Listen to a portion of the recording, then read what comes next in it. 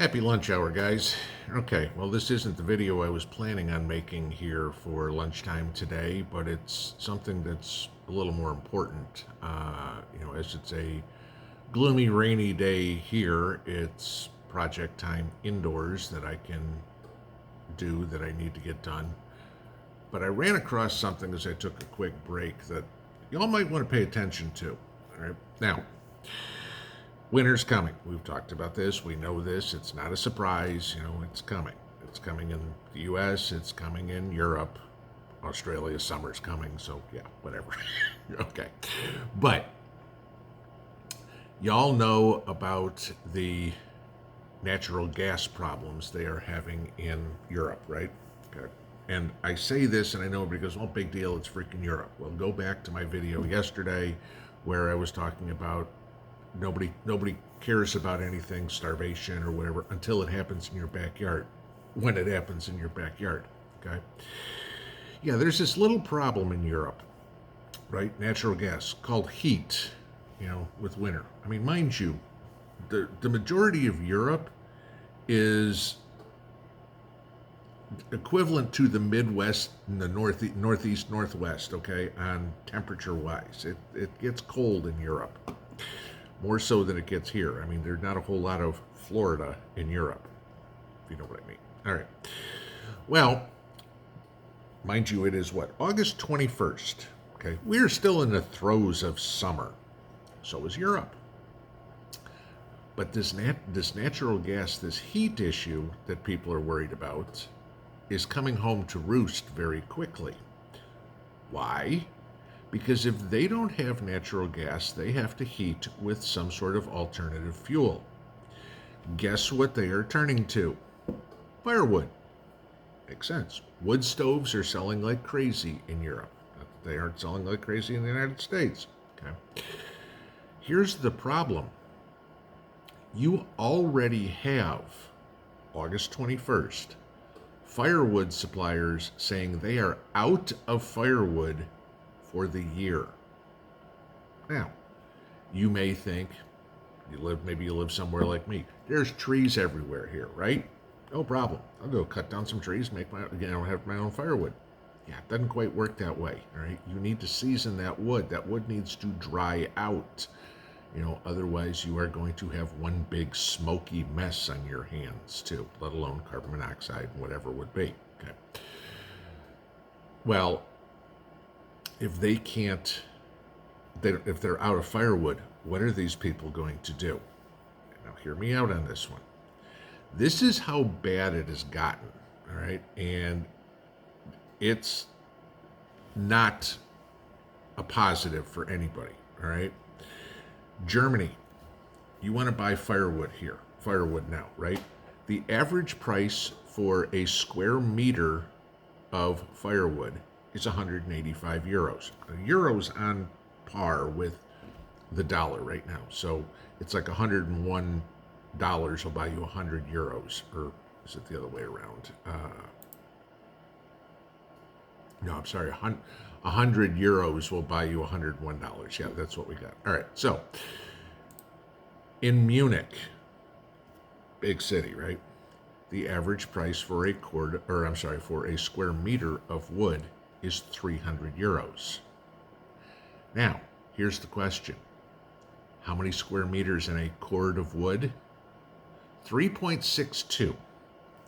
If you do the math on this right now, this is what they are paying for a cord of wood in dollars over there. Average of $670 per cord. In Munich, they are paying nearly $1,100 for a cord of wood. Yeah, okay. If you got a wood stove or heat your house fireplace or anything like that, how much wood you got? Okay. Can you imagine paying $1,100 a cord? How many cords of wood do you burn in the winter? A couple, 3, 4? Congratulations, your firewood now costs you $3,000, $4,000, maybe even $5,000 to stay warm. Okay. This is something to pay attention to. Now, it's not only in Germany, all right? This is also going on in other European countries. What are the in this? And I'll link this article below so you guys can take a look at it. All right, but this isn't just Germany.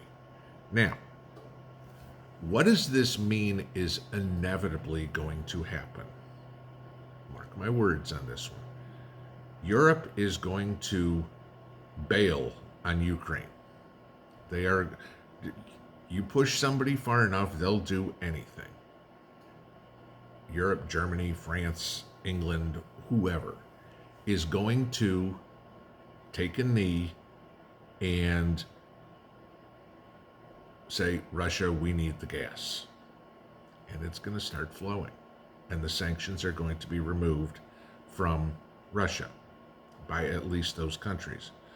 So at that point, this becomes Joe's war.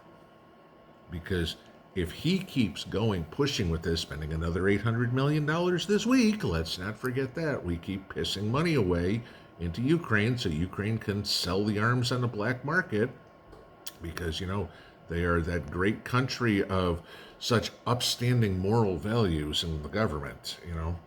Right, okay. What are we looking at?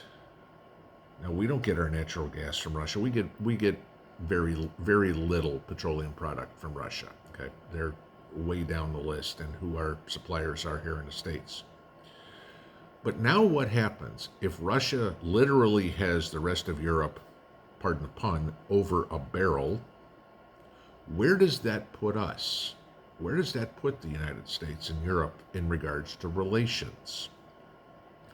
Do we continue having more and more and more of this pushing countries away from us? I mean, I don't know. Let's take a look at Saudi Arabia. You know, I mean, they're aligning themselves with China after 50 years of being aligned with the United States. This is where we could get into one serious problem where, again, we've talked about this, China and Russia align. I mean, they already have, okay, but not publicly and officially, and, you know, they're more like this rather than like this. Those two countries can put a stranglehold on the world's economy really, really fast. And you want to talk about hyperinflation happening in the United States? Okay. Russia's going to have, they're going to be able to, whatever they want, they'll get for fuel. China decides, you know what, maybe we don't send stuff to the United States.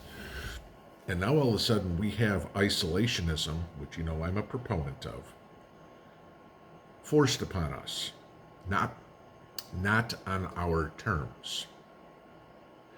That can really do damage to the economy.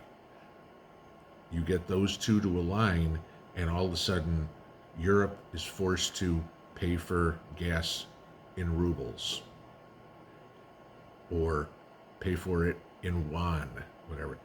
This is something that could really, really have an effect on taking down the US dollar as the reserve currency. If that happens, we wind up in a hyperinflationary environment so fast it'll make your head spin. $1,100 for a cord of firewood, a basic necessity. Heat goes all the way back to the caveman times, guys. All right, they had a campfire to stay warm around. It's one of the most critical things you need if you live in a cold climate. If there ain't enough firewood, there ain't enough cows to burn cow dung. All right, you know that's done in a lot of places in the world too. They'll bring Europe to their knees real quick. So I want you to pay attention to that, because if Russia and China keep doing this, they've got the means to destroy the world's economy, destroy the world's spirit. If you're freezing cold, you'll do about anything to get warm, wouldn't you? all of Europe is facing that in August, getting ready for a long, cold winter. Have a good one. Pinball out.